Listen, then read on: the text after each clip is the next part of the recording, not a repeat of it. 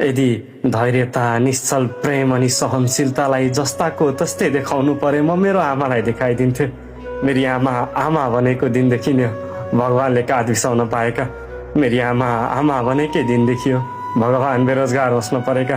यदि प्रेम नै हेरेर दाज्ने हो भने नि यहाँ प्रत्येक तत्त्व दोस्रो नम्बरमा पर्छ, मेरी आमा पहिलो नम्बरमा। मेरी आमा अलि अनपढ छिन्, मनको अच्छेले भरिपूर्ण छिन्, जे माग्यो थपेरै दिन्छन्। झुट बोल्न औधी आउँछ, छल कपटकै टोपी लाउँछिन्। एक थालमा 3 मिठाई छन्, खाने 4 जना। त्यति बेला आमा भन्छन् मलाई गुलियो खासै मन पर्दैन। त्यो झुटलाई साँचो मानेरै होला आफ्नो सपना धितो राखेर मेरो लागि खुसी किनेर ल्याइन्। आमा म तिमीलाई धेरै केही दिन सक्दिनँ, छोरा त ठुलो हुँदैछ तर खासै केही गर्न सकिरहेको छैन। तर सम्झ न आमा, धोबीलाई हतार भयो भन्दैमा रातमा घाम लागेको देखेको छौ र? धेरै त भन्दिनँ तर बाचा गर्छु, एक दिन तिमीले बन्दकी राखेर ल्याएको मेरो खुसी फिर्ता ल्याउँछु आमा। अनि त्यो दिन म तिमीलाई गर्वले हेर्नेछु।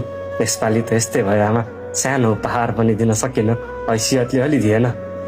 जुन दिन सक्नेछु दिप मरुन्जेल हेर्नेछु आमा।